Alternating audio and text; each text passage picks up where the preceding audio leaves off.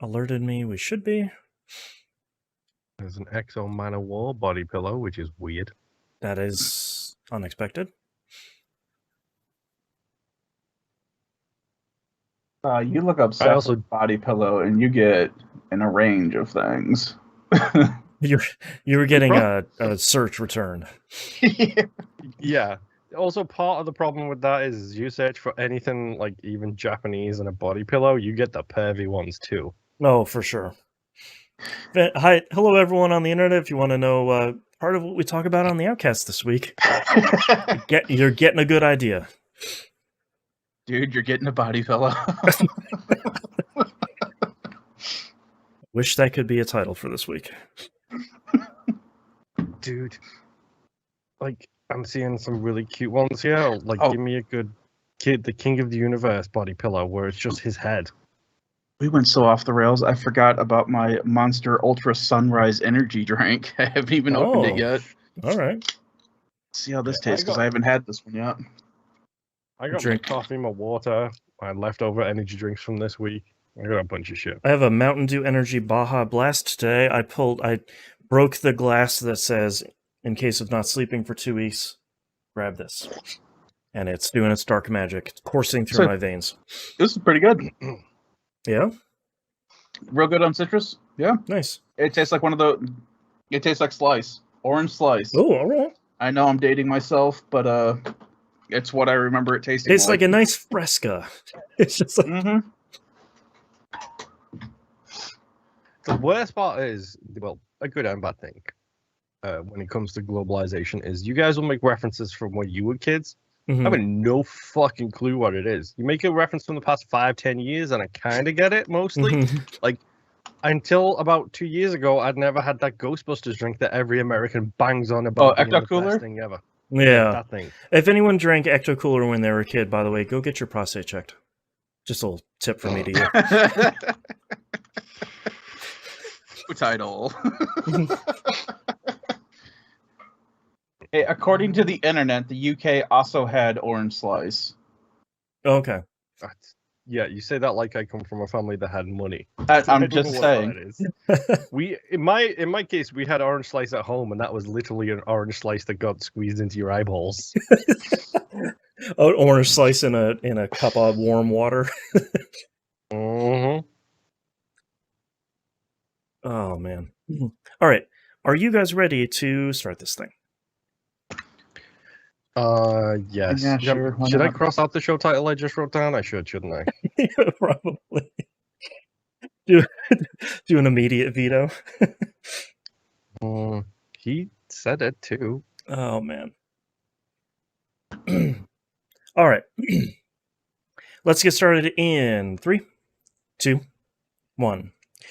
Welcome back to another episode of That Video Game Podcast. I'm your host, Boston. Joining me as always is Moonpeer. Howdy. And the Nymph.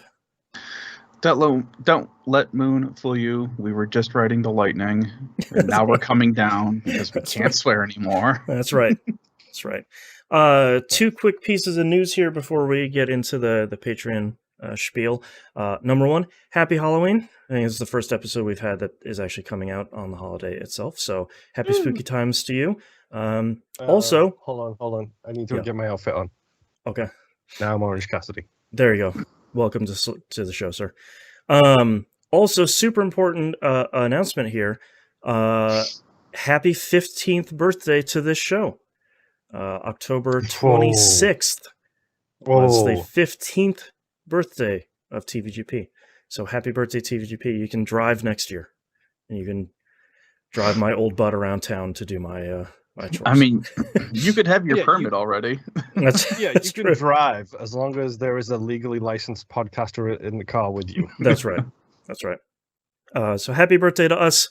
15 years of this show. If you have been listening the entire time, you are a very strong person, and I sincerely appreciate it. Thank you very much for listening. Or if this is the first episode you've listened to, welcome. The show is it's going to be a spicy one this week, so welcome to the show. If you want to listeners, 07. That's right. If you want to support us, you can do so over at patreon.com/E1M1. Them ones be the digits. We had one of the weirdest outcasts we've had in recent memory this week. We had range this week. Yeah, we naturally flowed from one degenerate topic to another. So if you want to listen to that over there, that's our exclusive and uncensored podcast over there. It's essentially all of the stuff we talk about before we go live here, and it's got a little bit of stuff before we start the episode proper, and some of the stuff in between, and titles, because those are usually also exceedingly weird. You also get early access to We Roguelike It. Sure, Moon and I are just playing as many roguelikes as we can get our hands on, and then recording episode 4 of each game and forgetting to choose the next game. So you can listen to, we're doing Risk of Rain 2 right now. You can go check that out. You get early access to Critical Misses. Show where Moon and I are catching up on all the media hits we missed. Music, movies, TV, a little bit of everything. We're knee deep into season 17 recording right now. So that one's turned out to be a good one. And we're I just want to clarify, I'm pretty sure after season 17 we hit Christmas season, right? Yeah, I think we'll be doing our last couple of things for the year. Also for anyone that maybe the production meeting. Yeah. For anyone that started listening maybe this year and haven't listened through December, we'll have end of the year stuff for the main show, this show, like our game of the year and predictions and stuff like that. But all of the other shows are going to take a break. We'll be doing something for Game Club as well again. But we're in the spirit of actually taking a break. We're going to take a break. I'm still going to float my idea past you, which I won't mention on the show, because once you mention it into a microphone that's recorded, then it becomes fact and it has to take There's place. always that one person that's like, hey, when are you doing this thing you made a joke about 10 years ago? And it's like, okay. I'm still going to float that by you again. And granted, it will take us 4 hours to record it, but I'm sure we can find a space. Please float it towards me, because I forgot what it is.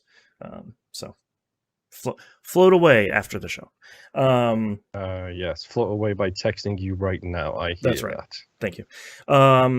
You get all of that stuff over there on the Patreon page. The $5 a month tier is the recommended one, not per episode. It's just per month. Over at patreon.com/E1M1. Those ones are numbers, and Boston's about to yelp in pain when he reads his text message. Oh boy, Moon. Psychic damage. Sounds like quite a ask you just put in there. Yeah, that was a spicy one. All right, Moon, what have you been playing? Every year, and every year it gets harder. Every year I go, ay. All right, Moon, what have you been playing this past week? Okay. I should have asked you pre-show to see if I should leave this one. I'm going to leave that one for you, because I know you've been playing it, so therefore I'll in the spirit of sharing. Yes. In the spirit of sharing my poison, as it's Halloween tradition. We'll leave that one for you. I've only really got 3 things to talk about. One really quick, Dying Light. Mm-hmm. So I have the gold edition. Okay. I'm 1 achievement away from my base 1000, which is my baseline for everything. Okay. So that is rescue 10 people from Rage's Men, whatever. So I was like, well, I have the DLC, so why don't I just play the DLC? So I tried the Bozak Horde DLC. Yo, that's impossible. So, Nymph, they wanted us to kill 3 of the huge dudes because it was me and Rob jumped in and tried it out. And it's basically timed missions where it's like, here is an arena, here is what you got to do, you've got a minute to go and do it. Once you've done that, it's like, congratulations, the bomb on your ankle doesn't explode. By the way, your inventory gets wiped, and you have to scavenge all of your inventory, all of your items from the map itself. It's a real, like, Fallout 3 DLC sort of thing. Great. So it's like, kill this many virals, chase down this many of those stupid runny guys, and, that kind of stuff. Do this like checkpoint, like through this skylight kind of thing. Do this like little checkpoint race. It's like, kill 3 goons which is the big dude with the cement block on the thing, and it gives you a minute. Oh yeah, A minute and a 2x4. right. Yeah, a minute basically. and best wishes. It was so annoying because it's like, oh, well, I'm screwed. I don't know how the hell I'm going to do this. So I'm not going to do that. Instead, I'm just going to load the following, probably try and use that DLC to get my final achievement, and then be done with the game.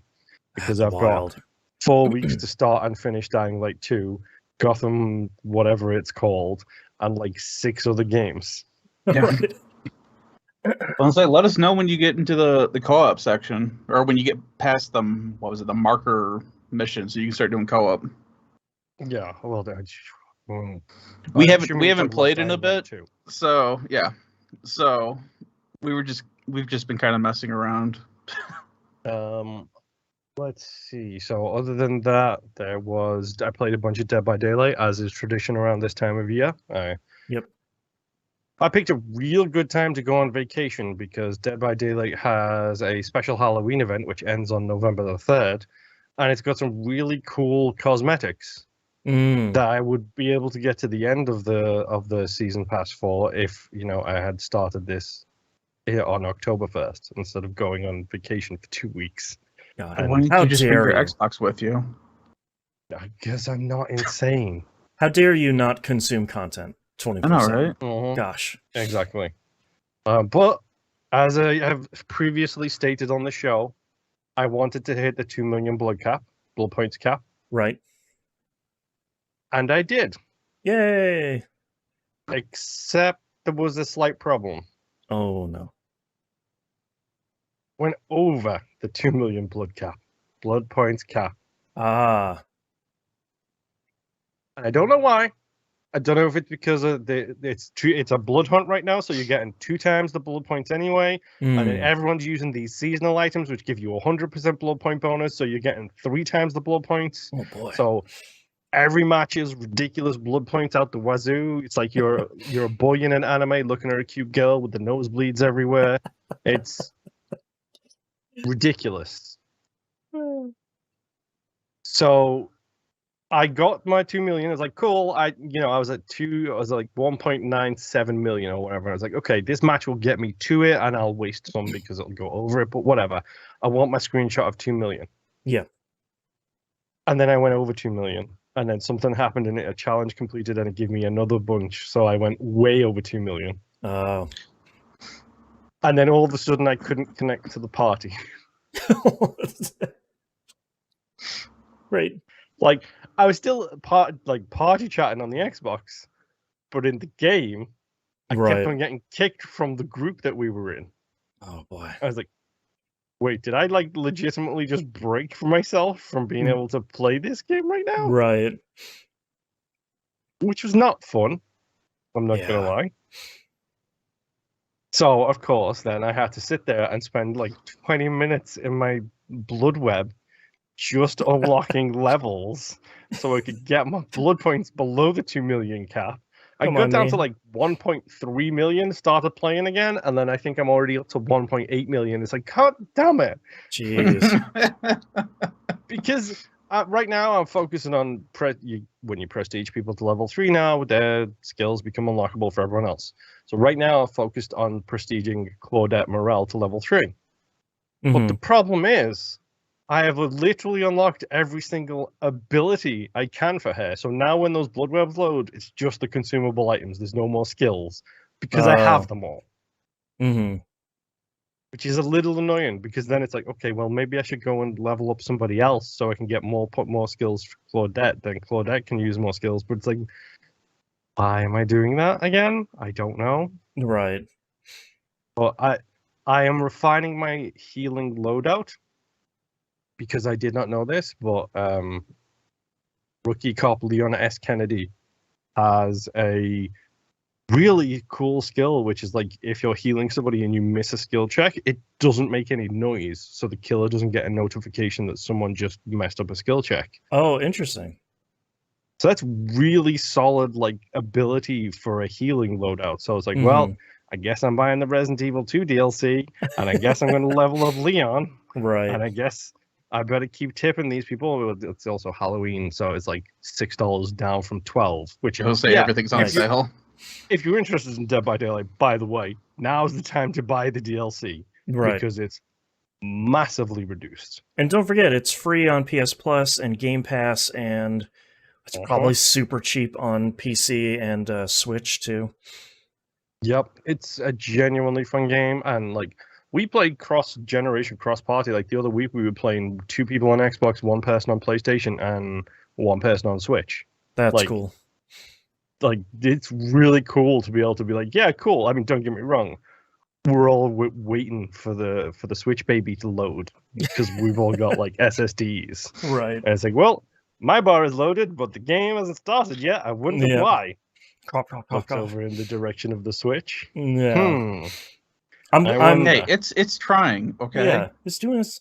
It always makes me really happy when crossplay like that just works. Like you're across 3 or 4 different platforms, everybody's in the same Discord server chatting, and the whole thing just works.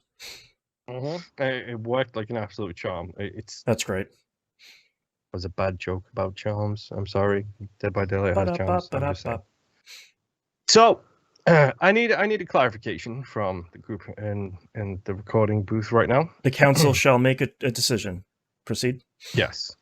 And it's associated with Dead by Daylight and Halloween in general, so it's very on topic. Okay. For the Halloween season pass they have, if you complete tier 1, you get a little charm. Mm-hmm. And it is evil, so it has sharp teeth, a nasty face, and scary looking hands and arms. Candy corn. Like an evil blood dripping candy corn? It's a darker shade of orange. It's got like a nasty little face on it, and it just hangs on either your belt or on your hooks. Mm-hmm. Candy corn, yay or nay? Yay, 100%. I'm not a fan. My son loves it. I knew we had a candy corn pervert, but I couldn't remember. Hey, there's a safe space. We don't kink shame. What about the candy corn pumpkins though? For me, those taste a little different. Yeah, they're maybe like a little too much sugar for me. Like the candy corns themselves are like the right amount of disgusting sugar and disgusting coating in like one gross package. I love it. Yeah, okay. No. The only time candy corn has been fun was when it was in the Halloween game by those people. Costume Quest. Yeah, Costume Quest. Yeah, and then like on the last boss, it actually does something because he tried to eat it and it snaps his teeth. That's right. I forgot about that. Man, go play Costume Quest if you guys haven't played it. It's like 3 hours long. It's really good. It does have a missable achievement. The missable achievement is always use the candy corn. Yeah, so like your one of your party members never does anything. Mm-hmm. Yep. That game is great. It is because candy corn is trash. Yeah, that's right. Candy corn is contemplating life. That's right. That's right. But no, it's Dead by Daylight. It continues to be fun and stupid and great, and I love it when we're playing a 3-stack and then we get put in with one rando, and then that rando is wearing the brightest getup they possibly can, like reflective neon vests. Right. Like, okay, well, you're gonna get seen first. That's right. We're all camouflaged. Right. You realize we're in a horror game, right? Yeah. Like the amount of times that I will just sit there and be like, okay, the killer's close. I'm going to go to this corner and crouch facing away. So it just looks like the shape of something. It's not easily identifiable as a human. And then the killer will like look at me and swing past me. But because I'm not moving and I don't have the shape of a human, they just go right on past it. Check out my Twitter feed. I'm sure I've posted plenty of videos of me like crouching in a corner and a killer not noticing. Right. Like, I get away with that because I'm dressed in dark colors, like my soul. Like that's the way I am, because it helps be avoided seen by the killer. You know, it's fun. I love the game. I don't know why I love the game, especially considering how hard I bounced off Friday the 13th. I think that's literally comes down to 14-person lobby versus 5-person lobby is probably why. Sure, yeah. Like, that's the thing that probably got me out of it, but it's fun. I love it. If you want help playing it, reach out. You know how to get a hold of me by now, and if you don't, listen to the start of the show. Right. My final game this week, because I'm still not done. Boston's laughing, which means he knows 100% what it is. Uh-huh. What is it, Boston? Lego Star Wars The Skywalker Saga. Ding, ding, ding. I didn't realize there's an achievement in this game for completing all of the galaxy challenges. Oh, no. I was saying, how So many of that's- those are there? That's not the planet stuff where you have to do the things on the individual planets. That's the find the 20 porgs hidden throughout the galaxy. Find the wandering Wookiee who hides on a bunch of levels. Like on 6 different planets in a row. 36 different planets for the wandering Wookiee dude. Blarf. Okay, great. Good, great. So I took a break from doing the levels, and then I went and started doing all of the galaxy challenges too. Because to be honest, I was getting fed up with doing the levels. Yeah. I did the galaxy challenges. Now they're all set. And I had a glitch where I couldn't summon the super cruisers, so I couldn't find the wandering Wookiee in 3 locations, which were all on the super cruisers. Along with a different character I needed. Which, by the way, completing the wandering Wookiee thing, you unlock him as a character. So he's a character that you have to unlock to get the unlock all characters achievement. See, it just people don't believe you that like one thing you unlocks 4 achievements at the end. So I did that, and I'm back on the levels now. So I've got literally like 2 levels left. I think I'm at like the last 2 episodes or 2 parts of episode 9. All I have to do. However, oh no, you're gonna love this one, Boston. One of the achievements is to get all of the characters, which is fine. I will do that anyway by doing everything else in the game as you want me to. You monstrosity of a game. And they've always had these in every one of them, so it's not a surprise by this point. Like you're gonna collect 832 characters, and you will be pretty mad about it at the end. And you got 6 different variations of Han Solo and 7 different variations of Jar Jar. Yep. However, they have done this correctly in some versions of these games. This version is a bad version. Oh no. It's not collect all the characters, Boston. Okay. It's buy all of the characters. Oh. Okay. Boy, that's more of them. Gosh. So I can add about 2 hours onto my final playtime of this, of just sitting there in that character menu screen and opening up the character, buying the character, backing out to the character screen, going to the next one, buying that character, changing the costumes, buying that costume, waiting for it to go do, and then picking another one do. Yeah. It should be unlocked. It should not be buy. It should be unlocked. Yeah, and in 100%. previous Lego games, they've done the unlocked version where it's like, yeah, you unlock the character now. You've got them all. You don't have to buy them. We're just gonna give you this achievement. Also, you have like 11 bazillion studs at this point. You can afford them. It just you can't afford the time to sit there and A B B A B B. Wait a couple minutes. Another A. All right, here we go. Are you saying that there should be a buy all button at some point in the game? I mean, that would be an okay one too. That sure, would be useful. That would be great. I don't get me wrong. I still love this game, but it's that classic thing of there's too much Lego game in this game. Yep. Which is fine. It's not designed for me. It's not for me. It's for a child to sit there and have one game to play all year and then be happy with it. For entire summer break, yeah. This isn't designed for the guy who needs his 60 gig back because he's got 5 other games that he needs to play. Right, it's for a kid that doesn't know what a gigabyte is. Exactly. They do know what a teraflop is, though, weirdly enough. Yeah, well, the console wars are alive and well. However, I will say something I did not notice at all until this week.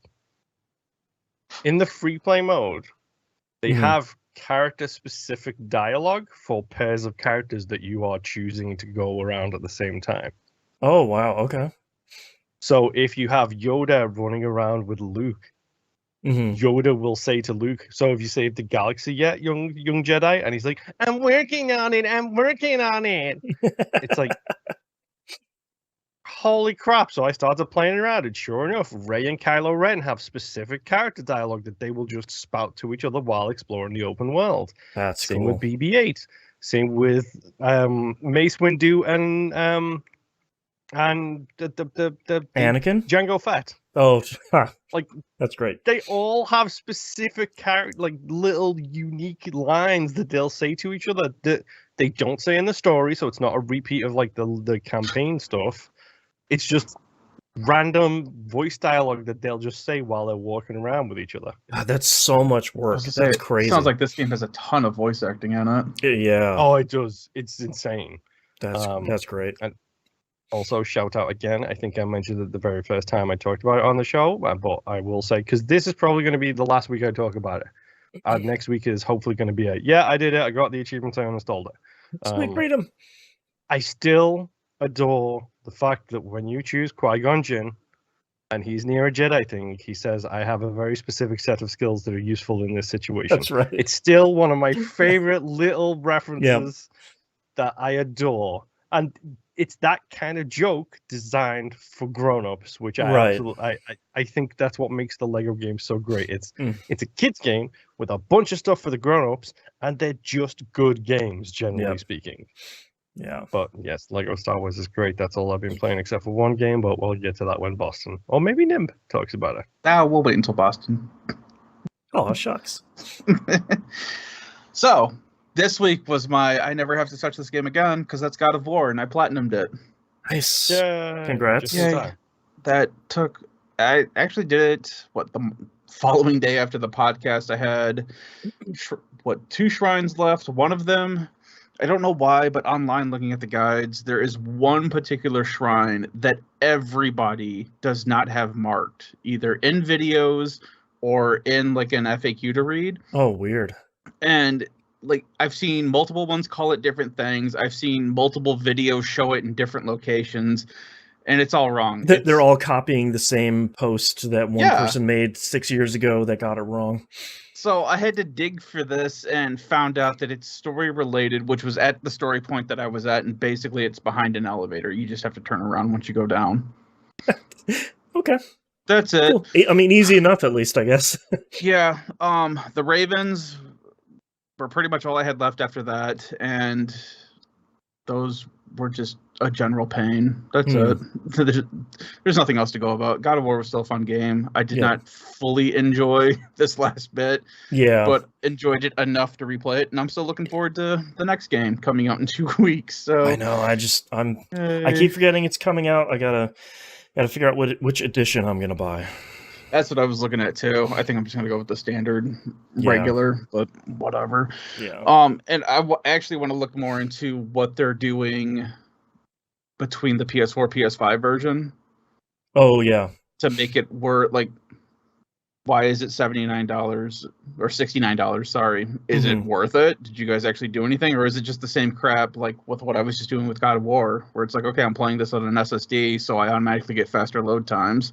Oh yeah, I wonder if it's like Horizon Forbidden West, where they were 2 different versions, like they were graphically significantly different or not. I don't know. God of War still looked really good. Yeah, it still looks really good. So I mean, I don't know. Maybe it's got all the fun HDR stuff that the original doesn't have because the PS4 couldn't really do that. Right. My TV can't do HDR because it's older, so that doesn't. I don't care. But anyway, that's all fun crap for me to look into later. Right. My next game that I played is Star Ocean: The Divine Force. Oh boy. This was a hassle to get, and I don't know why, because apparently in my local area, no one decided to carry this game. Even though I had a pre-order for it. Oh, even fun. Yeah. So I had to drive 3 towns over, which was fine because I had other things I was doing, to get a copy of this game. Or else I could have waited until this coming Friday for them to finally getting around to shipping it to me. So I don't know what's going on with that. So I'm trying to think of a good way to start. Get ready for Star Ocean, guys. Yeah, all right. So, in the realm of Star Ocean games, this is not a bad game. It is way better than the 361 that I will always hate. And for some reason, all of a sudden has like this group of people that are heavily defending it, and I don't know why, because it's a garbage game. Wild. Okay. Yeah. I am 12 hours into this game. Okay. And I am very much enjoying it. All right. It has an intro, if you don't hit start, like a good old-fashioned JRP intro that is not repeated when you hit New Game Plus. Okay. The classics.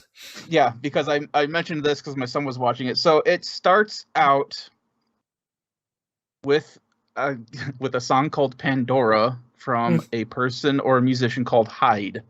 Okay. HYDE. It is I guess like a alt hard rock band musician group. Okay. And this is hardcore an anime music video that you watch when you all right, here we go. I'm talking I got my like attention. Scenes hitting with the beats and yeah. Oh my god, I'm into it. All right. It was funny. My son was watching it with me too, and I was also telling him at that time, I was like, oh man, we're gonna sit here and watch this, and then we're probably gonna sit here and watch this again when I hit new game. Unskippable. That is not the case, but when you hit new game, you have a choice of picking between two characters. There's Raymond or Leticia. I love the story so much. The story starts out with just a cutscene that leads into these two characters meeting. I picked Raymond. I don't know how Leticia starts, but from what I was hearing from other people who had this game for a review, you get a character specific to whichever one path that you choose in the beginning. Oh, okay.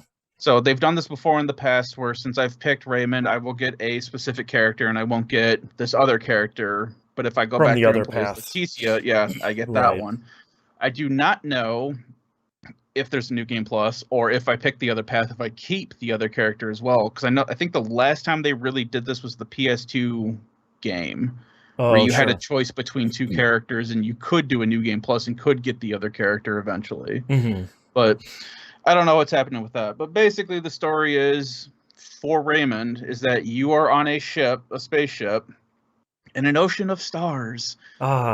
Because they do this all the time. They never say Star Ocean. They always say Ocean of Stars. Yeah. And it's like, just do it. You guys never say it. But say the name.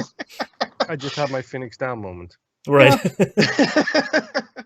So you are a captain of whatever the small ship is, and you've got your own little tiny crew, and it starts out with you guys are like 48 hours away from completing your mission, which is just moving this piece of cargo to somewhere. Okay. Then you get attacked by the Pan-Galactic Federation ship, which is basically space police. Gotcha. And you don't know why. And everyone gets into an escape pod, and you are all launched to this what do they even call it? An undeveloped planet. The wilds of space. Yeah, this is where the whole, hey, this is the future in medieval times starts off. Okay. But somehow medieval times has magic that's on caliber with, our fancy space magics. And Right. So you crash land. The whole point is you are trying to find your crew that have also crash landed in their escape pods on this planet. Sound familiar? It should. It's happened a couple times before. Yep. The battle system from here is okay. You have an AP gauge. You have a VA gauge. Also, those gauges are like in the middle of the screen. It's hilarious. They're huge. What took me a minute to get used to is that your AP gauge, you default have a 5 pip AP gauge. To increase this all the way up to 15, you have to do blind sides, which is basically you do like a skip around the enemy's blind side, and this will increase your AP gauge. Okay. I did not know that this was happening. I wasn't really paying attention in the beginning because everything's happening in real time. You see an enemy on the map, you engage, and you just start fighting like Tales or any other current action RPG right now. So I did not notice that my AP gauge was increasing, and every time I looked at it, I was constantly sitting at 15 until at one point I was just sitting at 5, and that's barely enough to do a whole lot of attacks, and couldn't figure out why I couldn't get this to increase or anything. So yeah, it's because of blindsiding. Interesting. Which I will get into how that all works in a little bit, but you get to a point where you're supposed to be looking for this other escape pod that should have one of your people in it. It doesn't. It has the contents of what you were trying to move along in the galaxy, and you find out it's this ball that can float, and it's called Derma. JRPGs. I don't know what it's called. It's all hyphenated, so it means something, but I don't know. No one said anything. Right. The cool thing about Derma is once you finally get this opens up a whole new way of exploring this game. Because instead of running on the ground, you now have the ability to hold R1, and your character will hover in place, and then you pretty much get a reticle, select where you want to go, and Derma will launch you in that direction. Okay. And then once it stops, you hit X again, and you can just slowly float down until you hit ground again, and then just do it all over again. Wild.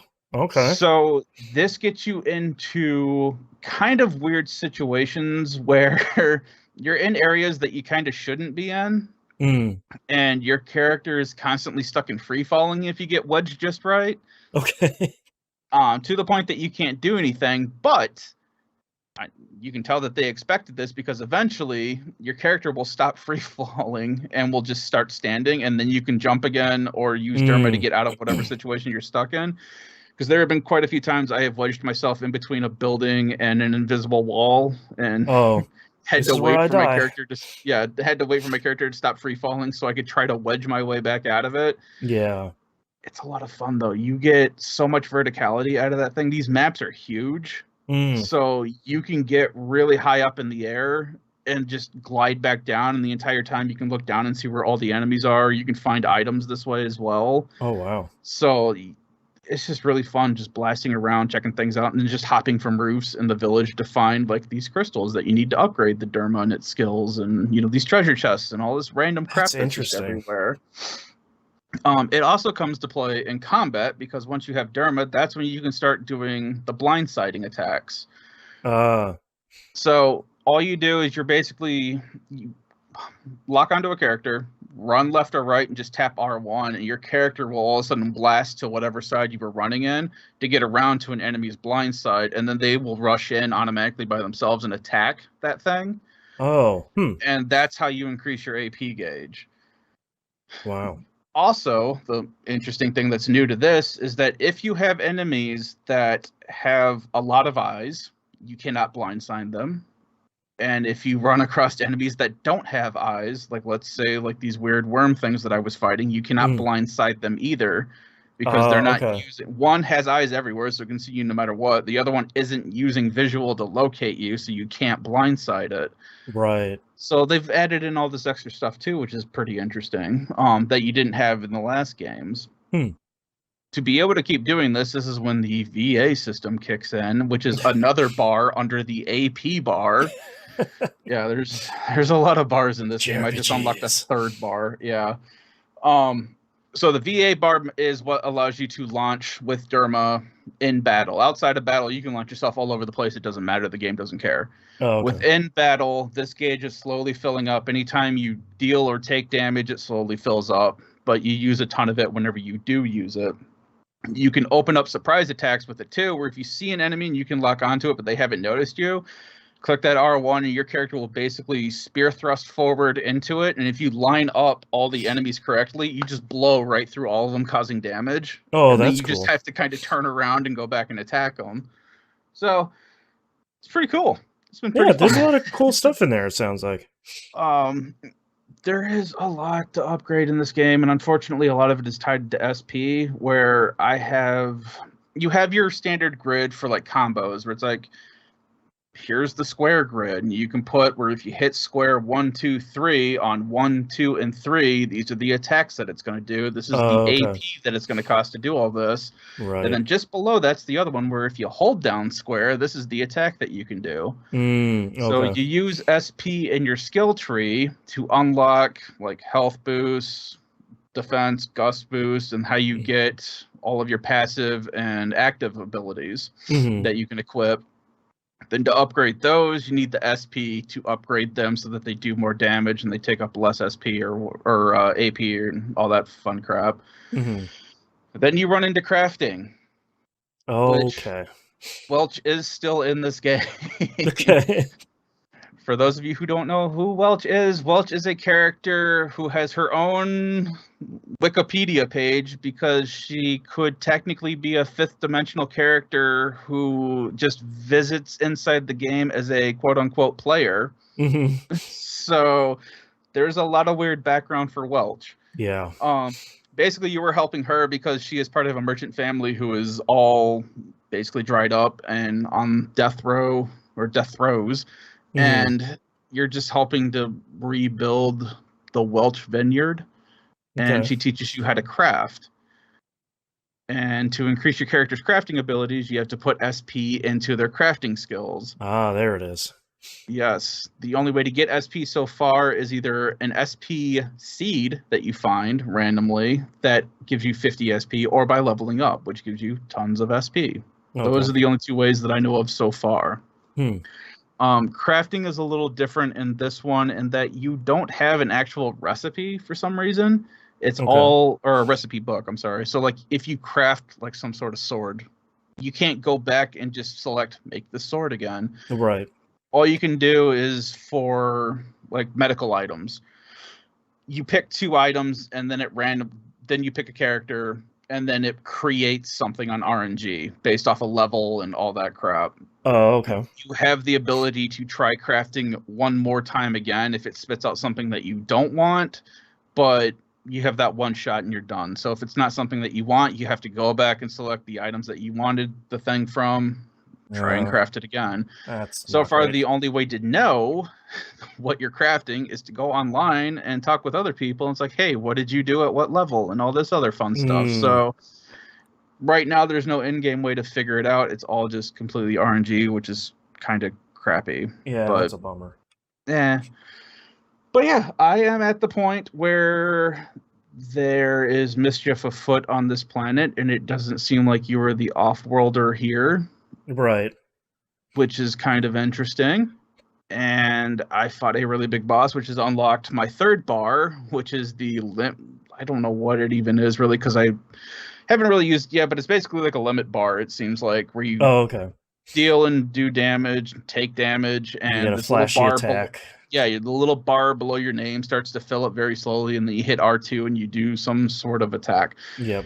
I don't know, because I didn't get it until the boss was almost dead, and then I hit it, and then I just killed the boss on the first hit, so I didn't see what all it actually did. So, yeah, I am really enjoying just boosting around in this thing with the Derma thing. Yeah, just like launching yourself across maps. Yeah.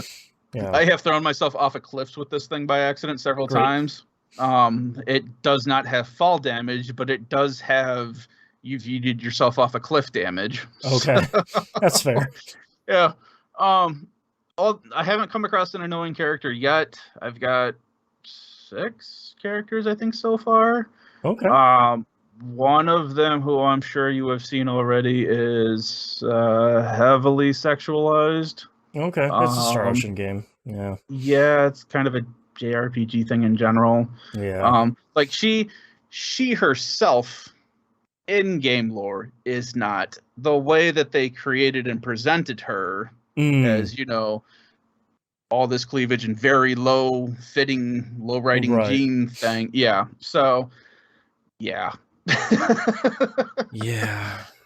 Trying to think what else, because... It sounds good so far. I mean, I've been enjoying it. Mostly just the fact of trying to see how far it'll let me go up in the air and where I can't get to, and right, doing like some open world sandbox stuff. Surprisingly, yeah. With the Derma 2, there is also skills that it has where like you have a scan function on it, where once you've increased this, it will show. And this took a while for me to figure out. When you hit R2, it'll do a scan, and like this ring will pop up around your character, and on that ring there'll be different colored dots depending on what it finds. If there's a green dot that pops up, that usually means that it found like a chest or something, and it will mark that chest on your map. When you've increased its range on that, that thing covers like a good portion of your map. And like I said, these maps are huge, and I have that thing maxed out. And on the biggest map so far, it probably covered like a third of the map. So it'll show you on the map if there's like a chest, or if you found like, for some reason, like these tiny little bunnies are running around. You can grab those and you get them as a key item. I don't know why or what they do, but I have a bunch I'll of just them wait now. until you meet the bunny master about 30 hours later. I guess. So yeah, it's just been really fun exploring. So I wouldn't say it's surprisingly good, because I came in with average expectations of a Star Ocean game, but I am glad that I am enjoying it. I was really fearful that it was going to be, God, what was that 360 game? Last Hope? Was that what it was? Maybe, yeah. I'll look it up. Either way, the 360 one, the character models look exactly like the 360 ones, like with lighting and everything. I mean, it's current gen, but the models and everything look like that. And I was really afraid that they were going to just make it that again, and I would get my second character, who would be a Remy, and I would just not want to touch this game ever again. So yeah, that was Star Ocean: The Last Hope. Yeah, the only Star Ocean game that I haven't beaten yet. Yeah. One day I will get stubborn enough and go back to it. But one day I will get bored enough and get back to it. Yeah. But yeah, just surprisingly having a lot of fun. Yeah. So my last game, which is going to be really short, is I also played a lot of Tales from Zero, because while I was trying to hunt down where I could get a copy of Star Ocean, I was like, well, I've still got this other game that I'm still playing off and on that I don't have to worry about people spoiling for me. So I am on chapter 3 now, day 1 out of 4 days. Okay. Nothing of real consequences happened. I mean, if you come in playing this game as your first Trails of game, this is going to be kind of boring for you, because it's a lot real of lore slow setting. burn. Yeah, like pretty much this whole game is pretty much lore setting for everything with cross spells. So if you don't have the background of the other games, you're just going to be like, man, this is talking a lot about this one town / sovereign nation. Right. And there's not really a whole lot going on right now. Right. Meanwhile, for me, I'm like, all right, we're a couple days out from this going down and from this going sideways. So I'm looking forward to this, and me finding this other person who is going to cause a lot of issues. So, right. I still have not properly figured out the court system. Yeah. Because it is still set up where it's like you have to have them like the certain colors and types lined up properly for you to get access to certain spells and abilities. And right now, I pretty much just have it where if I can sneak up on something and do a surprise attack, that usually gets me like a team all attack, which usually wipes out everything. So I haven't had to worry about it yet. Which means I'm going to hit a boss probably pretty soon. That's going to check the next me hour. Real hard. Yep. Yeah. So not looking forward to that, because that'll be a struggle. But yeah, I'm still really enjoying this game too. My plan is to get both of these. Let me walk that back. My plan is to get one of these 2 games finished before God of War comes out. The optimist in me. Yeah. I want to say I'll get both of these done, but I don't know. We'll see. So we got 2 weeks. We'll see what happens. Yeah. But besides the game that I think we're all talking about willy-nilly, that's all I've been playing this week. All right. I have spent more time in Death Stranding Director's Cut. I am slowly but surely building the road network across the United States, alongside with kind of a supplemental zipline network here for post game. I only have one more person to bring online so as part of the director's cut, they added a new road. And in the previous game, I don't know if you guys are going to remember this at all, there was one road that stretched from Lake Knot City, the like opening city of the second area, all the way down south to South Knot City. There was like one winding road that just basically went from north to south, and it had stops along the way. Okay. The second road kind of looped around to Mountain Knot City, like just south of the snowy area. But it kind of stopped right there before it went into the mountains. There's now a brand new road as part of the director's cut that connects the distribution center south of Lake Knot City, so kind of that central one in the second area, to Mountain Knot City. So essentially goes through and above the Snowy Mountain area. So it essentially cuts out a significant amount of travel time for anyone that's trying to go from like the southern or eastern area of the second area. You don't have to go all the way up and around and back down the map. You can just kind of go up and over the mountains, which is huge.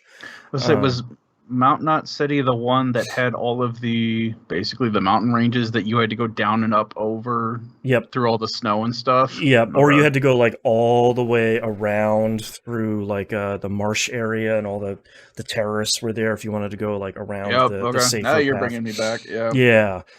So I'm trying to build that road, but to build that road, I have to bring... It's a very late game thing, but it's not a spoiler. There is a prepper. If anyone hasn't played this game, the preppers are the people that don't live in like the big cities underground. They live in their own little shack, but also underground because of Death Stranding. There's one guy all the way up on top of the mountains by himself, the first prepper, and he is infamously difficult to get onto the chiral network. So I'm like, that's the thing I'm doing right now, is I want to build that one last little strip of road that goes through your territory, but I have to go through all of this stuff to bring him onto the network. And once I do that, then I can deliver all of this stuff between the two halves of the kind of continent there. Way, way easier. It's just like hop in a truck all the way down here, just take the road up and through, and then deliver to Mount Knot City instead of having to do all this extra stuff. If this sounds like a laborious process, it kind of is, but that's the part of the stuff that I love about Death Stranding, is like, if I put this zip line here and I upgrade it, it'll go 50 meters further, which means I can connect to that one, which then connects to these 3 other ones, and I'm creating this, like, I don't know what it is about this game and about my innate need to deliver things in this game, but that's largely what I'm doing right now, is sort of, I'm on a hard difficulty. I'm delivering all these packages to get that trophy and get to the point where I can build all the stuff and get all these people on the chiral network. And, one of the trophies is getting all of these people to 5 stars. So you're just going to do like a metric ton of deliveries to a bunch of people. And I like it because I can just zone out and like watch something or listen to something and kind of deliver, keep on keeping on, and deliver all my packages. Yep. So it always was a really good podcast game. Yeah. And it's really funny because Death Stranding is like the ultimate you like it or you don't game. Is, man, if you like it, it 100% clicks with you, and it's like, I will do this for the next 100 hours and I will get the platinum, and that will probably not be enough for me, and that's okay. And if you're one of those people that played through like half of chapter 3 and you're like, oh, I'm to deliver for the rest of this game, I'm doing the delivery, no thank you. I'm okay. Thanks for the offer, but no thanks. I think a lot of it too is just being able, for the most part, to plan your own route. Because you could look at everything that you picked up and then leave the knot base and be like, all right, with what I have, I That's right. should be able to make it past, over that mountain, no Yeah. problem. Or Yeah, no, with what I have to walk around this mountain Right. because I'm gonna go south here, and I'm gonna try and go west and up the mountains yeah. over here. Or And it's like you get to a point, it's like, well, crap, there's a river here. Where is it shallowest? Or did I Exactly. remember to bring a ladder to cross it? Right. Or later, it's like, oh, if somebody built the bridge in this perfect place, I'm gonna sit here and give this person like 200 likes because this is the exact spot I needed for this bridge to be in. And Yep. it's really interesting because I feel like for the majority of people that this game really clicks with, they want that like slow and deliberate thing where it's like, I'm gonna plan, I'm gonna hold L2 and R2, I'm gonna like pay attention to what Sam is doing on screen and like feel the vibration feedback and kind of like listen to what the game is trying to tell you. And a lot of other people are like, well, I'm gonna sprint the entire time. Why am I falling down these mountains? Like, what is I ran into a ghost? What's so? Yep. It's interesting. Still, again, I probably won't talk about Death Stranding for a while, but I still wholeheartedly recommend Death Stranding. Director's Cut is really the one I would go for, just for all of its improvements, and I know that's the version that's on PC, and it's really great. Death Stranding is a lot of fun if you're weird like the three of us are. Yeah, It's fine. Yeah, and like it's one of those things too where it's like if you don't like it, I'm glad you gave it a shot, but if you don't like it like halfway through chapter 3 after you've done some of the deliveries, just get out of there. It's not going to be different after that point. So Yep. Yeah. Next game I played the second chapter of We Are OFK, second of 5 chapters. I really liked this one. I think this one was funnier than the first one was, which I kind of wasn't expecting. I don't know if I mentioned it last week, but this is one of the few games where I genuinely laughed out loud a couple of times in each chapter, which is usually not a thing that video games do in general. I don't know if I 100% liked it because it wasn't focusing on Itsumi, who's the main character of the first episode, the kind of the main lady here. It was featuring her friend, and it's the way they're writing the story is in the first episode. These aren't spoilers, but in the first episode, you sort of through a chance happening, you meet this lady that's a famous music producer in town, and she's really interested in your character in the second chapter, Luca, his kind of musical ideas and stuff he's been working on. She's kind of clicking with it and saying, well, if you can give me this stuff, if we can work together, I think I can produce your music and I think we can really make something. But throughout the end of the first chapter and throughout almost all of the second chapter, Luca's really dragging his feet for what seems like kind of a guaranteed thing of like, this world famous music producer wants your stuff. Can you just do it? Like, can you just do the thing? But it's well written enough that I'm kind of like, please, you giant dummy, like, please just, please do this thing that you should be doing. Like, find what is stopping you from doing this and please do this. So I'm still really enjoying it. But like I said last time I talked about it, this is really a me game. So if you don't like an hour long of a bunch of people talking to each other and you making a handful of choices to drive the story, then this is not going to be the game for you. It's not going to be like Life is Strange, where it's like, maybe you don't like these, but this one is the best of them. I'm hoping this will be on the same level by the time I'm done with it, but I'm not sure yet. But also it seems like there's a playable music video in all of them. The imagery in this one was even better than the first one. It was really, really, really cool. We're okay, really good. 2 thumbs up. I like it. Yep. I played a little bit under the weather this week and this weekend, so I played a whole bunch of Disney Dreamlight Valley, because if there's ever like a comfort food kind of game like that, then it's gonna be this game. I spent most of my time kind of learning from the frustrations that my wife has run into in her game, and I'm sort of focusing on unlocking all the areas first in kind of the big main area of the valley itself, and focusing less on. So in Dreamlight Valley, there's kind of two sides of it. There's the valley itself, where you have it's like 6 or 7 different areas, and you're using the using Dreamlight, which is like I guess kind of a currency that you're getting by doing literally anything in the game. They have I don't, I'm trying not to use like mobile game terminology here because it's not really like that, and it's more like that in the next game we're going to be talking about. But like they kind of have the idea of dailies, but they're not limited like most dailies are. They're called Dreamlight duties. It's essentially an ever revolving list of like, take a picture that gives you like 10 Dreamlight. Like talk to somebody for their daily discussion. That gets you like 100. And when you clear one of those, it just fills it in with another one. Like you take a picture and it gives you 10. It says, cool, make me a 3-star dish.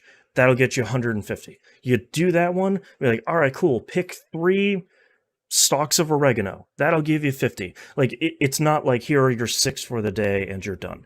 So they're dailies, quote unquote. Yeah, rotating infinite quests. Yeah, and then you have your like longer term ones where they're almost like Destiny Triumphs, where it's kind of like, here's one for cooking dishes, and the first step is like 5 and then 50 and then 250 and then 500. It has multiple hips of progress, and you get the first one might be like 100 Dreamlight, then 250, then 500, then 1,000.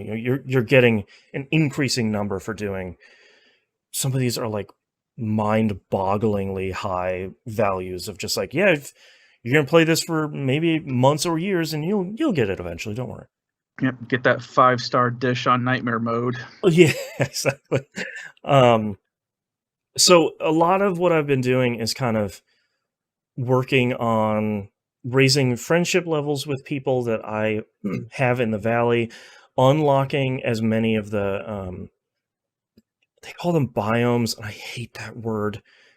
Like, just call them areas or zones. You're not Minecraft. Just stop. But like, I'm trying to unlock all of the kind of sub areas in the valley, because that gives you the most real estate for the stuff that drops and spawns on a timer.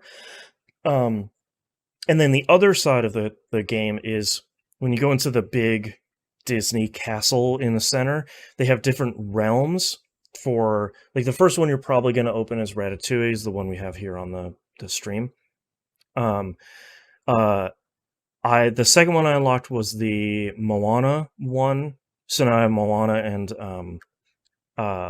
Maui rocking around. Maui is like comically huge in this game, like very much how he is in the movie, and so he's like has trouble fitting through certain areas, and he always makes a stomping noise when he's walking around, which is pretty good. He actually showed up. I'd seen it with my wife. He had shown up having like a meal with Merlin in one of the restaurants, and they were in like a corner table, and he takes up like that whole section. It's really good. Like, they never size him down in a way that I think is really great. So I'm trying to kind of balance opening everything up in the valley versus opening some of these realms up, because as you start opening other stuff and you start doing quests for individual people in the valley, at some point they'll be like, oh, their next quest will open up at level 8, and all you need to do is like wander around with them and fish stuff and farm stuff to level it up. But sometimes they'll be like, you need to unlock Wall-E. And I was like, cool, I'll see you later then, because I haven't done that quite yet.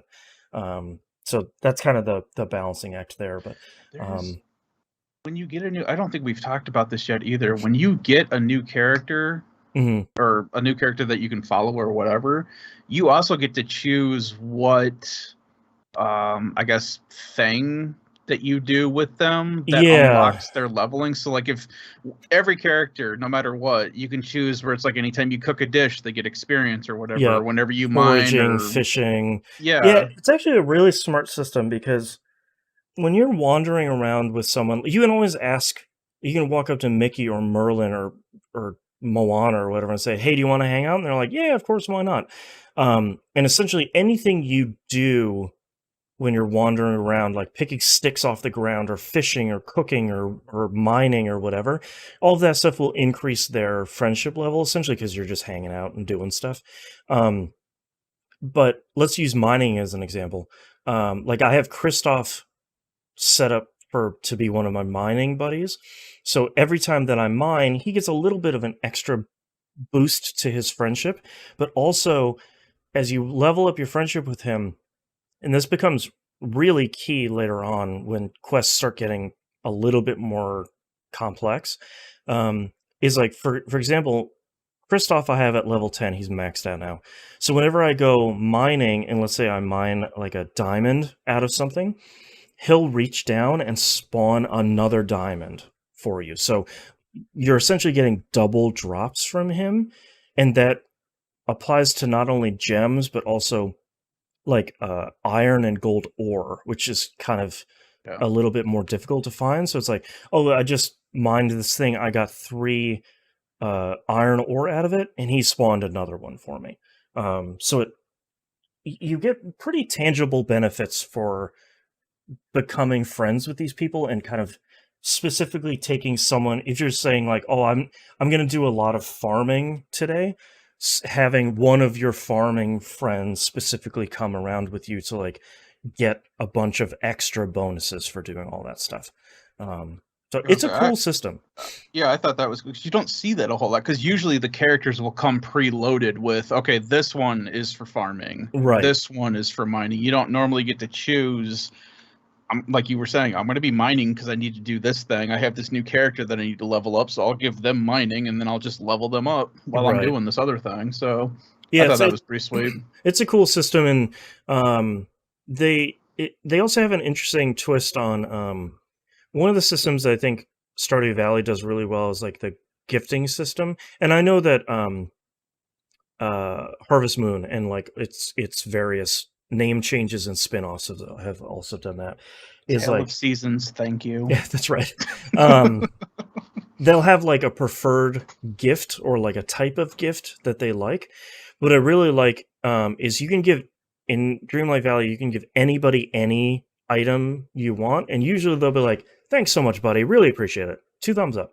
But they have a list of 3 items that changes daily that you'll get like an extra bonus with them for. So it turns into this kind of thing where, like, I was talking to Christoph today, and he's like, "I want a basil omelet," and my wife and I are like, "Okay, I haven't made that quite yet, but I've made kind of egg dishes before." So both of us in our respective games were like, all right, if I put these 3 ingredients together, no, that makes scrambled eggs. If I put these one, okay, that makes a quiche. If I put these ones together, it's like we were having this kind of fun exercise of like, oh, if I put all 4 of these ingredients together, that makes it.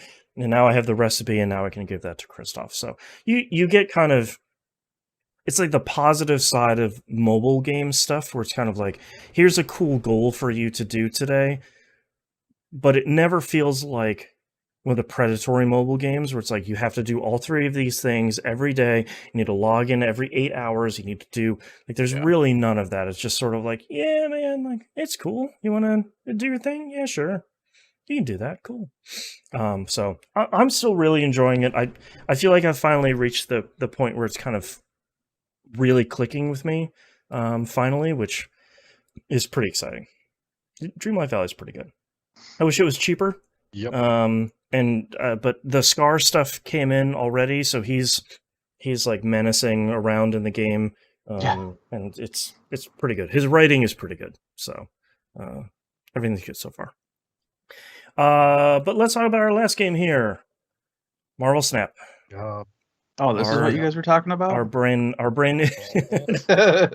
brand new hit game here, Marvel Snap. Of which we had a big week this week with the what was the area that was featured? Bar Sinister. There was, it just came up on screen. Yeah. That caused crazy chaos in this game, which is essentially the area was like, if you toss one card down into the Bar Sinister area, it duplicates it 3 more times. So it filled the entire area with copies of that card. No matter what card it is or what it does or how much it costs, Bar Sinister will duplicate it for you and cause some of the craziest matches that people were posting, like 3,000 plus points in one single area because of craziness with Bar Sinister. Yeah. There was also that other one that I think Moon posted it, where it just automatically played your hands for you. And that's just like, oh, good, they finally put in an auto player.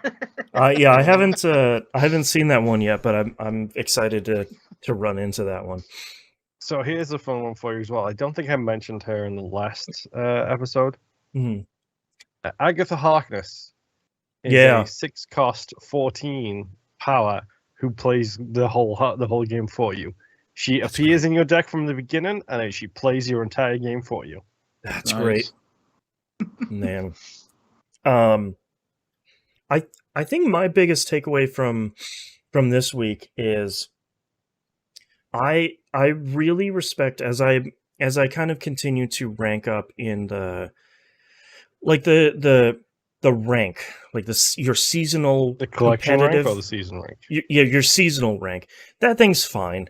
I'm largely ignoring it. I'm like rank 30 in like the competitive points. I largely ignore that. I'm hovering around 32. Like I go up to 35, I go down to 31. I make some dumb choices. I'd like double snap and I lose 8 rank, and So if you're just starting to play this now, learn to retreat. Like, just do not get out of be there. afraid of retreating. If things are going south, that's what always costs me. Yeah, it's like, I know I can't win this, but I'm still gonna see it through to the end. Yep. But I think ignoring that, the kind of like competitive rank stuff, I really, really like how they do your collection level. So we talked about it last week, and it's essentially as you upgrade your cards, and a quick reminder that visual only. Yeah, it's visual only. They don't get cheaper to play. They don't get more powerful. It's just like, now they have a cool border. Now they're 3D. Now they're shiny. That sort of thing. Which I'm 3 shards away on 4 different cards from getting them above Legendary, dude.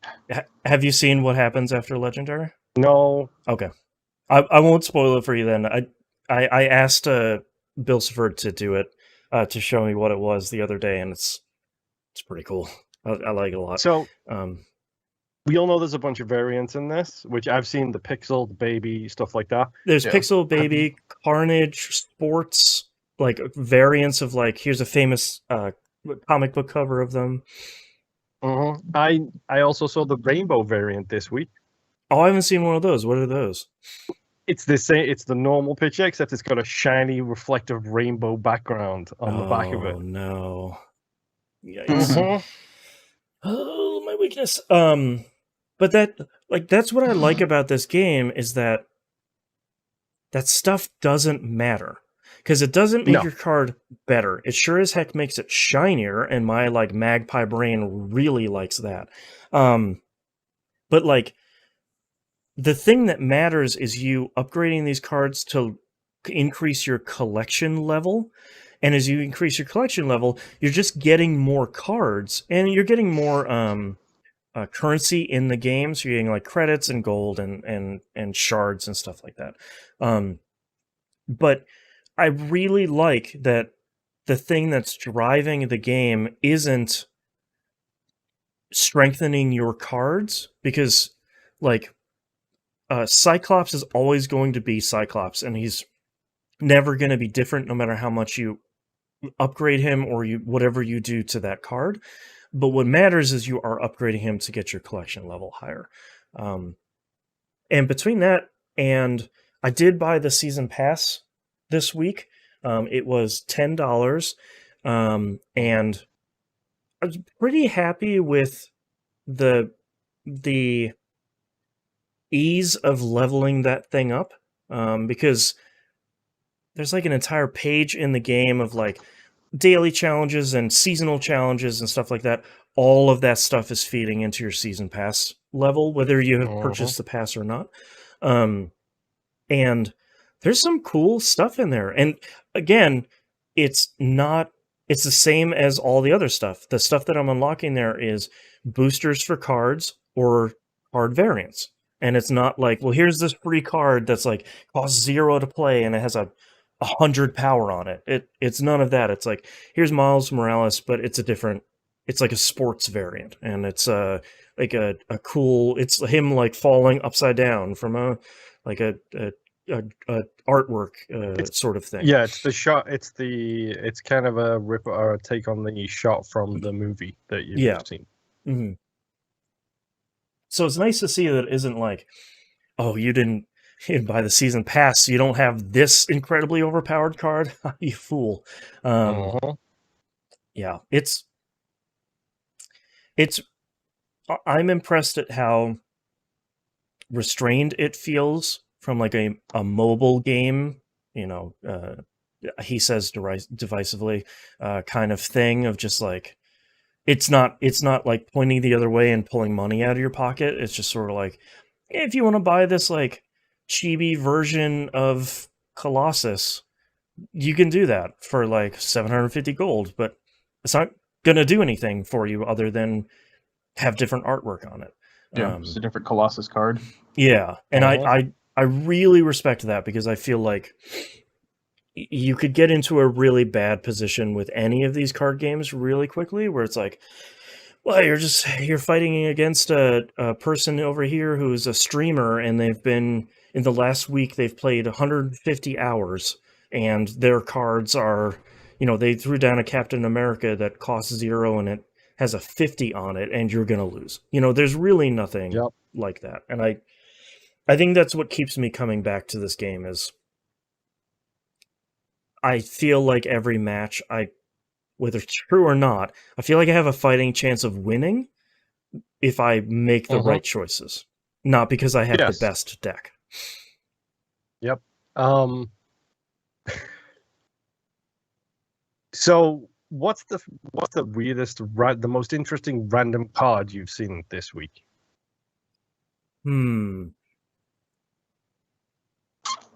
As I got a great one, which is, I don't think it's a card I will ever use unless I can really bump my destruction deck to the next level, which can't wait till I pull Venom, because Venom is vital for my destruction deck. Someone just played Venom against me the other day. I was like, what does this card do? Oh no! I'm losing! It's Carnage, except it absorbs the power instead of... Yeah. Instead of like increasing the power by a number, it absorbs all of it. I feel like there was one card I saw this week, and I don't remember which one it was, where my opponent played it, and I was like, oh, that seems neat. Oh, they just got really stronger. Oh, they just won in like one card. Not like it was super overpowered, but they had their deck perfectly set up where it's like, all right, if I spend the first 5 moves doing this, I put this one card down and like I double all of the points in my zones. Activated my trap card. Yeah, exactly. Like, that is it very much did that. The most fun I've been having with this game is making my destruction deck, because it's like, yeah, I'm gonna lay these low cost cards down again and again and again, but I'm gonna use those and the ongoing or whatever effects they have to bump everything else up. Like, I've got a Lady Sif, which is a 3/4, but she destroys the highest card in your hand. And I've got Apocalypse, who is a 6, and when he gets destroyed, he comes back with 3 extra power. So oh, wow. I've got this deck where I can start throwing stuff on the board and destroying stuff in my hand. And then by doing that, I'm increasing the power on the board as well. And people don't see it coming. Right. People are like, well, what are you going to do? You've got 5 there. It's like, you're destroying your own cards. What is he doing over here? here's Cottage. Now I've got 8, and Angel flies in to replace one of the ones I've just destroyed, and Right. one of the ones I destroyed is Nova, who increases everyone's power by 1. Right. And I've just got Sabretooth back at a 0 cost for attack. Mhm. So let's see where else I can lay these bad boys down. Like, Right. I'm really enjoying experimenting with the deck and changing cards out, putting cards in, and seeing what works and what doesn't. Yep. I did also build an ongoing deck, which is just like every card has an ongoing effect. Right. And for anyone that's isn't playing, ongoing essentially means they're going to do something on every turn. So like every turn, they're going to like increase the power of every card that only costs 1 to play. Something like that. Yeah. Or like just throughout the course of the game, it will always, so you can throw down a 1 and it'll go to 2 because that's what that card does. Right. I'm just having, this is the first time I've really got into a card deck game, a card building game, and like it's the first time I've been willing to put the time in to start just building a deck without immediately googling what the best deck solutions are. Mhm. Minor spoilers, and I'm going to talk about this, and I want the community to promise you will not overuse this. Okay. There are emotes in the game, Boston.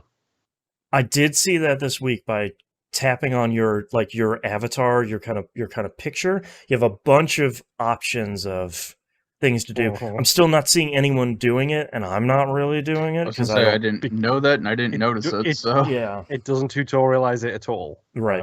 Which you I only appreciate. Find out by tapping your picture. Yep. So we got another month of thumbs up. Free from nice save. Yeah, I just end all the matches with the Hulk and the thing fist bump. Like nice. lose, I just give that fist bump. Yep, it's their version of like GG. And you can also put emotes on cards that are on the field. So if someone drops a card that you're like, you can tap that card and you can drop a little emote on it, being like a little sad face, a happy face, or like a stars in the eyes. Oh, okay, that's fun. Thing, which is kind of cool. Yeah. And something we didn't give these guys credit for. Have you copied a deck yet? Yes. Oh, this is like, this game did not launch with a friends list or like I can't challenge my friends or whatever, but they launched with something that's really cool. And you have, when you look at your deck, you have 2 options. One is share and one is like import, essentially. And if you share, it copies just a mountain of gibberish to your clipboard. Your clipboard. And you can just paste that in, and it copies just a string of identifying characters, essentially. If you've ever imported an SSL certificate, it looks exactly like that. And someone can take that and paste that into their game, and it will import your exact deck into their game as well. So you can say, like, when we've done this, we have a channel for Snap in the Discord server now, because of course we do, because like all of us are playing it.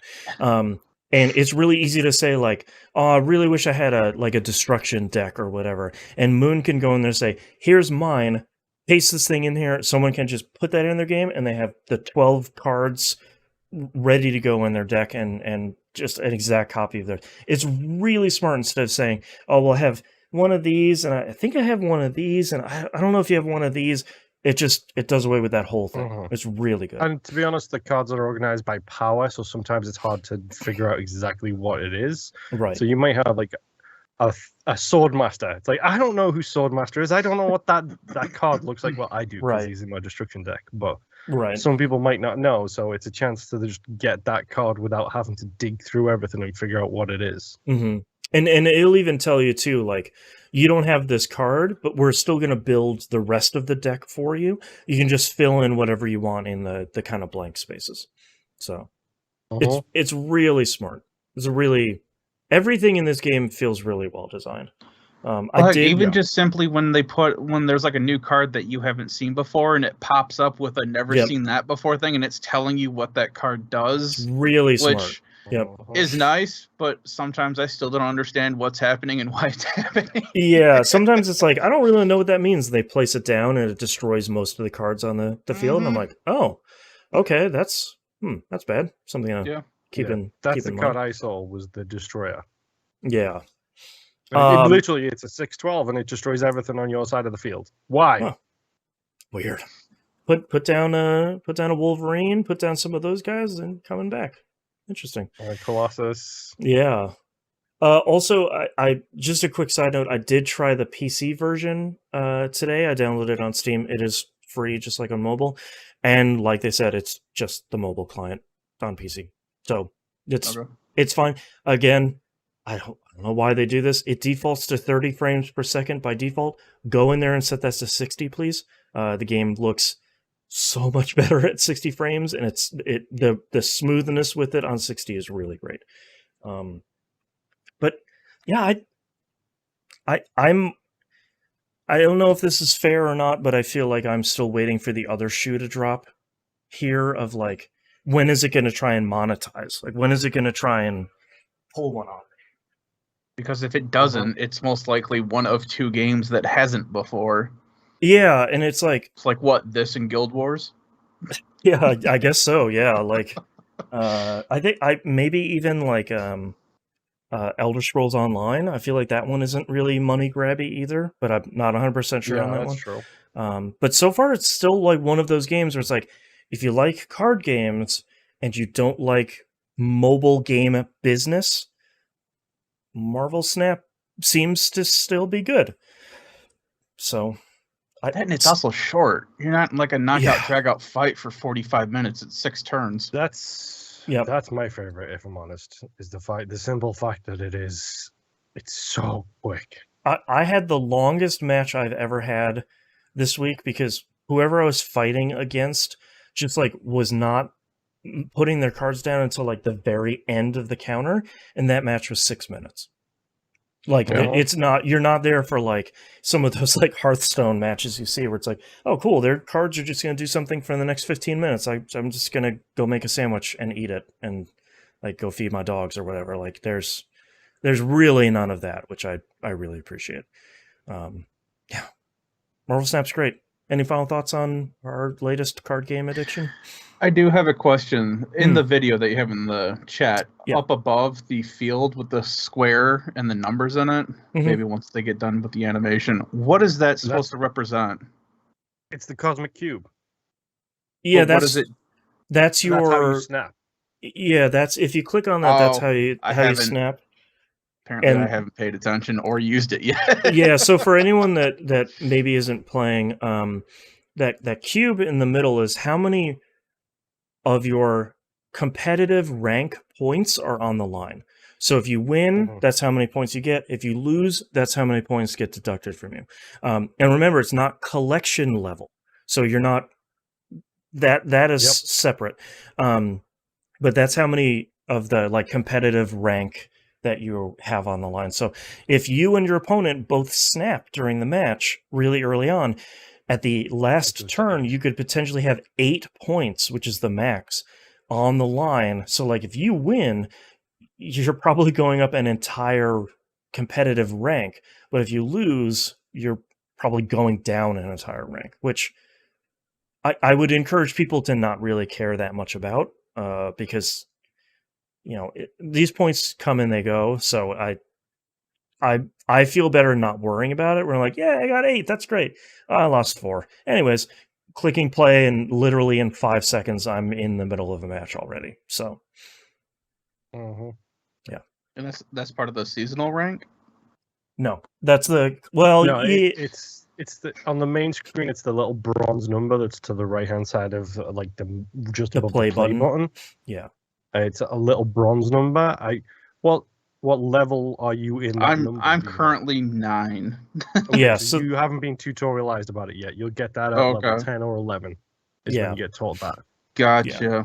That's what I'm saying. I was like, I don't even know what rank I am. I know what I think I know my collection. Oh yeah, collection level 26. Okay. Yeah, and that's how much I haven't been paying attention, but still playing this game. Yeah, and the kind of nice thing is like, especially the competitive rank thing, doesn't really matter. There are unlocks behind there, but they're all like avatars or a little bit of gold, and like maybe like at the higher ranks, it seems like there's a specific card variant for Miles Morales, maybe.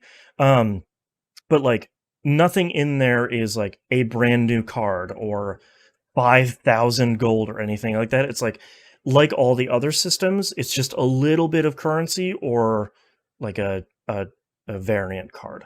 Yeah, I was gonna say, I've got like 5 different. There's the season pass, apparently the rank, the collect card, whatever they're calling it, collection level, and then there's like the missions where it's like I'm just unlocking all this crap and I just keep clicking accept and then going to the next match. And the nice part about the mission screen that I really like is all of that stuff just increases your season pass level.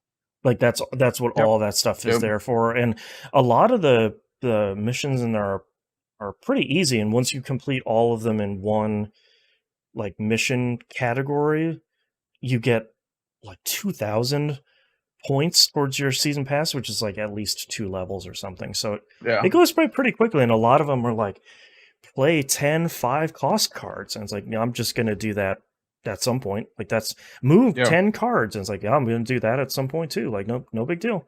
Play 7 matches. Okay. Yeah, exactly. It's not like dumb stuff where it's like play Hulk at level 6 during this time on this specific square. Right. And like the hardest ones that I'm running into, like the very last one I have, because I've cleared out all the other ones, is just I have to win 20 zones just using 1 card. And like that's the hardest one I've run into. And that's basically just like, I'm going to put down Hulk and hope that I beat them on this zone when I play. And if not, that's fine. No big deal. Marvel Snap is great. You're probably playing it, or you have skipped this chapter in the podcast already because all of your friends are playing it too and you're sick of hearing about it. So I don't know what to tell you other than you should also play it because it's pretty fun. All right. That's all I've been playing this week. Let's take a break. Cool. Okay. I'm glad I didn't put a lot of news stories in the show this week. Looking at our time. Yep. Let's close all that out. There's our show notes. I'll say I'm ready to go when you guys are. Yeah, let me just bring some of these trailers over to the stream side of my computer, just in case we want to show them.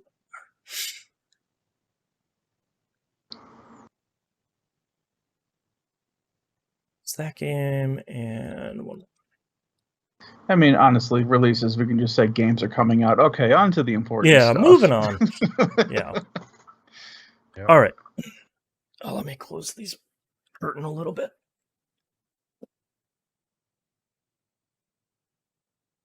That should be better. Okay.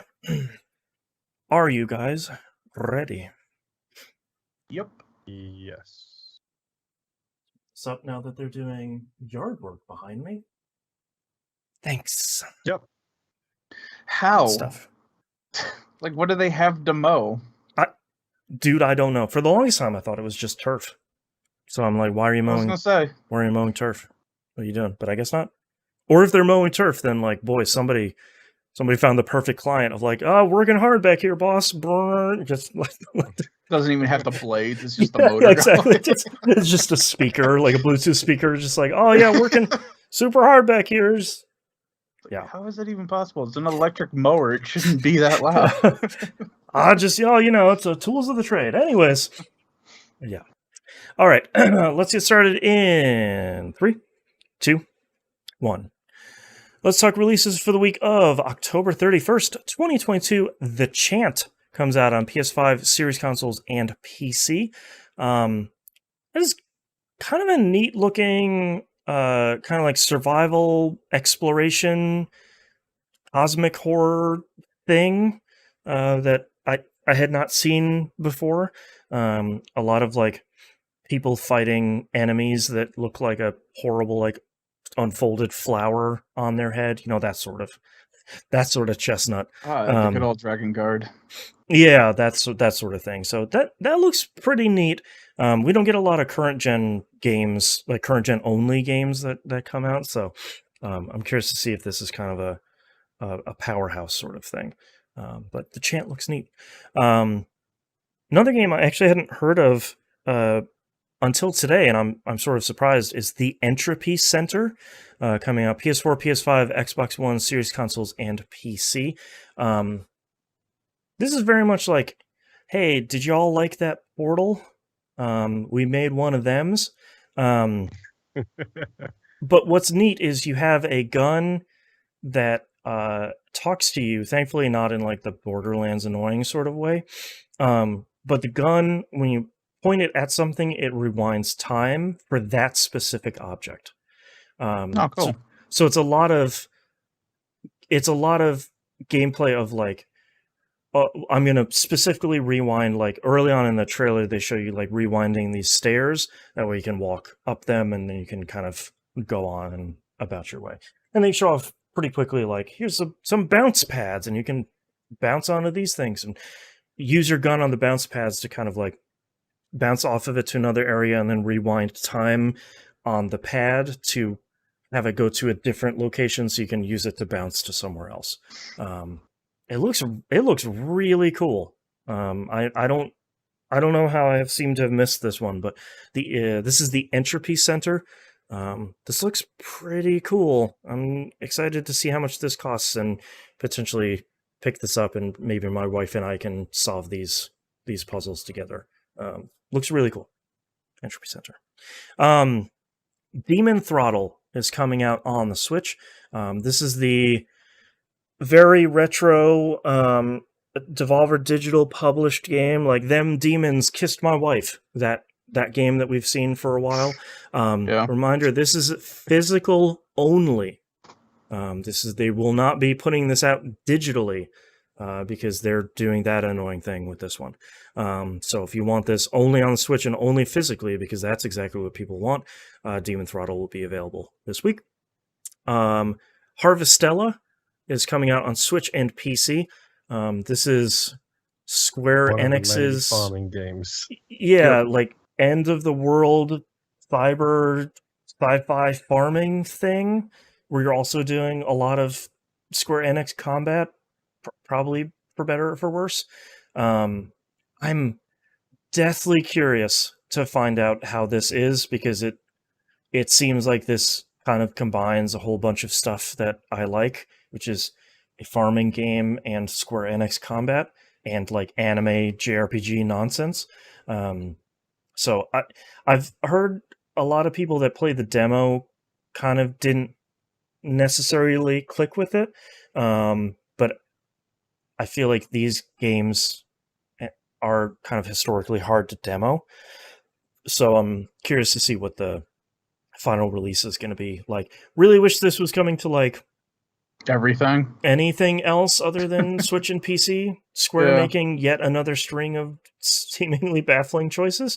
So I would like to say, hey, maybe in the future this will come to other platforms, but they're not putting Pixel Remaster out on anything else. So what the hell do I know? Square. I guess, what does Square know? Who knows? And last but not least, It Takes Two comes out on the Switch. I don't know how I'm assuming you're going to be able to play that couch co-op on the same Switch, on your rooftop party. You're playing a divorce simulator, but who knows? All right, let's move on to news stories here. If I can get my cursor out of the way, CD Projekt Red announced this week the original Witcher is getting a remake. This is coming from the studio Fool's Theory. They helped out with Outriders, Baldur's Gate 3, Divinity Original Sin 2. They're working on a game with 11-bit studios right now. So they've kind of helped out with a whole bunch of other games, which seems like a good sign. And thankfully, CD Projekt Red getting out there at the beginning and saying it's a modern reimagining of the original, which my knee-jerk reaction is, it better be. The original Witcher is rough. It was rough when it came out. It is not getting any better. Not even from like a male-gazy content sort of way. Just a gameplay. Yeah, playing systems. The thing. The systems. The systems were a cool idea, just not implemented in a fun way. Like the whole idea of you had to like research the thing that you were trying to find to figure out what it was weak to, and then you had to do the crafting stuff. Yeah, like you had to prepare. That was cool. In practice in the game, not so much. It is dreadfully boring. Yeah. So I'm hoping The Witcher got better with each game. So 1 was pretty rough. 2 is getting a lot better. I feel like 3 kind of really cracked balancing between here's an action RPG, but here's also the kind of Witcher investigation preparation stuff that Nimp was just talking about. So hopefully they kind of bring it more in line with 3, where you still have to do this stuff, but not to the kind of cumbersome level that you needed to in 1. So Yeah. that's kind of exciting, because I feel like 2 you can still probably recommend, but 1 was sort of like, yeah, I don't really know. Then there was like the whole rhythm part with the combat, which you still see in the Witcher games, but Yeah, this was like that's true. heavily reliant where if you screwed up, your combo was done. Yeah, you So can't if just you only swing like got one crazy. hit, Like, you were done. yeah, left click, right clicking, and to the Yeah. beat, essentially. Yeah, what a weird, wild game. Goodness. Talking about weird, wild Witcher things, though. After season 3 of the Witcher TV show, which normally we wouldn't report on, but this is just bonkers, bananas, wild. Henry Cavill's going to be leaving the show and is handing the reins over to one of the Hemsworths. This one is who is it? Liam is the one. Yeah. I think that was it. One of them's. I really like Henry Cavill's like nearly in character, or maybe that's how he just speaks in his normal day, Instagram announcement of, quote, "My journey as Geralt of Rivia has been filled with both monsters and adventures, and alas, I'll be laying down my medallion and my swords for season 4, end quote. But dude, that's just how the British talk. I was gonna say, like, that might just be him like painting his Warhammer miniatures and just being like, "Forsooth and verily, get me a Taco Bell." Huzzah! Huzzah! The Taco Bell has arrived. A fresh wrap supreme. I'm getting hungry now. And I never could have told you that. no, Yeah. that's right. Let me pull out my Mountain Dew cookbook here and make myself something. Bring back the cheesy baked potato, you bastards. That's right. But this is really interesting because I feel like for most people, the Witcher, the idea of a Witcher television show was sort of like, okay, we'll see how this goes. And then watching that first season is like, okay, they got it. And boy, Cavill is just Geralt. Okay, Yeah. cool. I'm gonna keep watching this. And then I feel like, not incorrectly, everybody's knee-jerk reaction to this was like, well, 3 seasons were good. 07. Good luck, guys. I will also be done, because why? Also, this is seemingly one of Netflix's shows they're not going to cancel out of nowhere. They're going to recast the main character and keep the show going. Just seems really weird, because there's enough characters, there's enough Witchers in The Witcher. It's like, Right. okay, just change perspective then. Right. Geralt's off doing something, so now we're folling Witcher B from Academy That's G. right. You know, it's like, That's right. whatever. That's right. Yeah, the only thing I can think of is that seemingly Cavill being out is probably due to DC contractual requirements, I'm sure. Obviously, nobody can say. We probably won't find out for another 20 years. But Yep. Netflix has to be making so much money from The Witcher. Not only have they announced 2 other spin-off shows, one of which is already, the animated one is already out, or is like coming out here in the next month or so. I didn't know about that. But they have another, it's like Yesmir's story, like his backstory or whatever. I'm into it right now. And then they have like another show too. So like, this must make them a serious amount of money for them to say like, well, Henry Cavill's out, bring in a Hemsworth, let's just keep this train rolling. Like, it is baffling, especially from the company that's like, animated stuff, get rid of that. You had 1 season of show, everyone loved it, get out of here, we're canceling you. So it's, I don't know. Netflix seemingly making decisions from the Square Enix playbook of business management. So Apparently, Hey, they had no, an it's just anime. not Warner Brothers. Yeah. Apparently, they had an anime of The Witcher released last year in August, which Oh, follows Vesemir, okay, that's a the one I was younger thinking of. Vesemir. Right. Yeah, I heard that was pretty okay. I don't know what Yeah. studio did the animation, but just two really weird Witcher news stories. I would love for Witcher season 4. Like Witcher season 3 doesn't even premiere until summer of 2023, so we still have a long ways to go until season 4 premieres. I would love for it to continue to be really good after Cavill leaves, but I'm not entirely sure how likely that seems. So, Yeah. excuse me. So I guess we'll find out. Maybe it turns into something cool. Yeah, I'd like for them to continue going because Yeah. the Witcher stuff is cool. Those books were good too. I've read a couple of those and those were pretty good. All right, that's our episode for this week. Thank you so much, everyone, for listening. If you'd like to visit us, you can do so at tvgp.tv. Everywhere to find and follow us is on the right-hand side of the page, including the Discord server we were talking about before. If you're playing Marvel Snap like nearly all of us, please go over there and chat. If you're playing Marvel Puzzle Quest, there's still a channel over there that is semi-active. Yeah. You can go chat over there.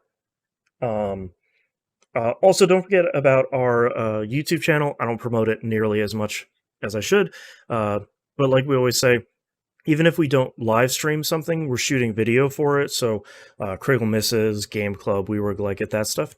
There's a video version of that up on the YouTube channel as well. Links to that stuff is on the right-hand side of the page.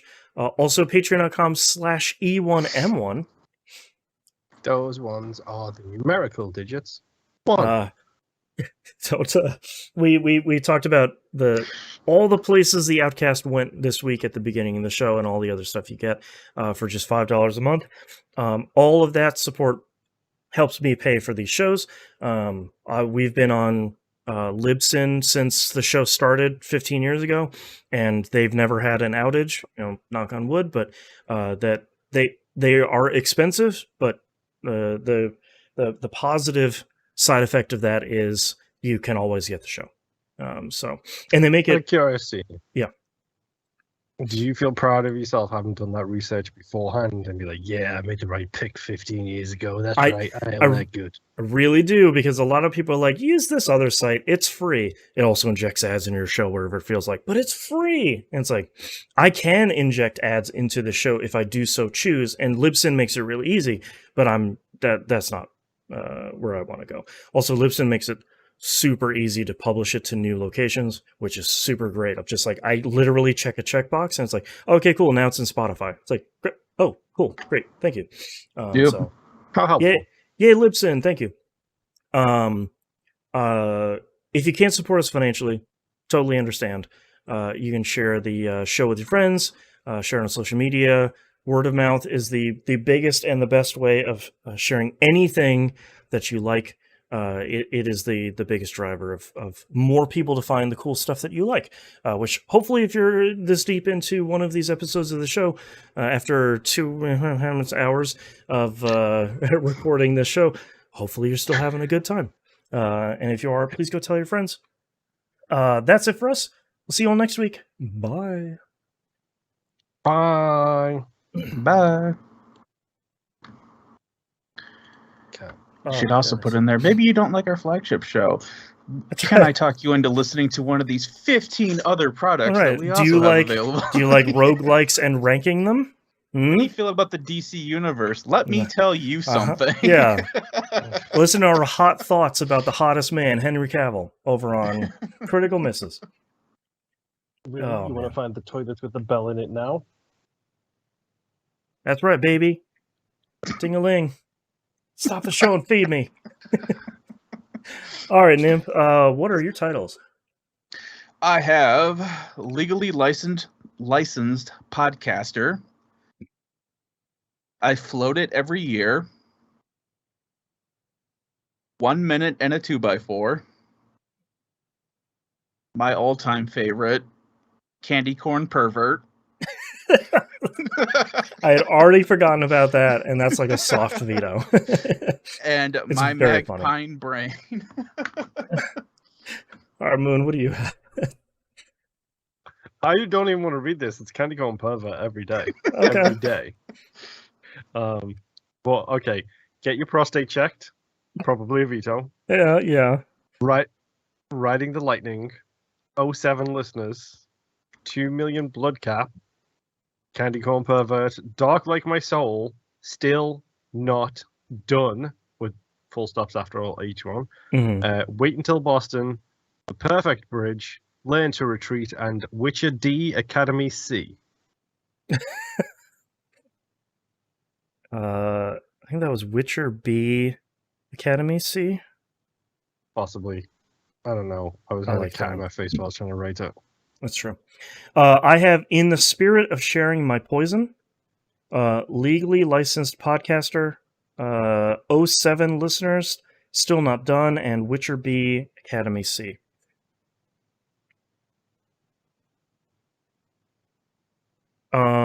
I like In the Spirit of Sharing My Poison. 07 listeners. Did we have an 07 We did have an 07 at some title? Yeah. 07 Greater Than Eyes Up. Episode 701.